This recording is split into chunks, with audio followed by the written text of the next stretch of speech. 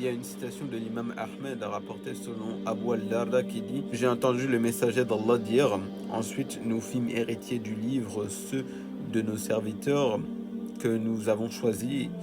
Il en est ainsi parmi eux qui font du tort à eux-mêmes, d'autres qui se tiennent sur une voie moyenne et d'autres, avec la permission d'Allah, devancent tous les autres par leurs bonnes actions. Ceux qui devancent tous les autres parmi leurs actions entreront au paradis sans qu'il n'ait de compte à rendre.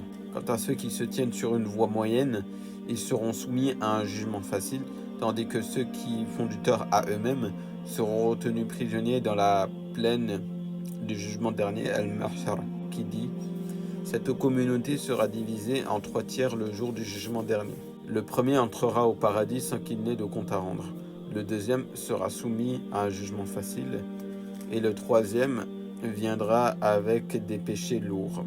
Il y a des degrés qui montent vers la fortification de la foi et d'autres qui descendent dans les précipices de l'égarement. Si le cœur est sain, S-A-I-N, et ne renferme que l'amour d'Allah et de ce qu'Allah aime, ainsi que la crainte d'Allah, les mouvements des membres seront alors tous bons. Par conséquent, ils éviteront tous les interdits et se garderont des équivoques par crainte d'y tomber.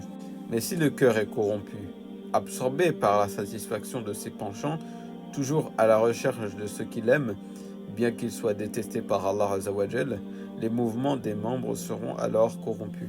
Dans ce cas, ils se tourneront vers tout ce qui est péché et équivoque, afin de combler la satisfaction des penchants du cœur. Le cœur saint est par définition celui qui échappe à tout désir contredisant l'ordre d'Allah Azzawajal et ses interdits, et à tout équivoque qui s'oppose au message d'Allah. Merci d'avoir visionné cette vidéo. N'hésite pas à t'abonner, à liker et à republier, et à consulter dans ma bio mon Insta et ma chaîne YouTube.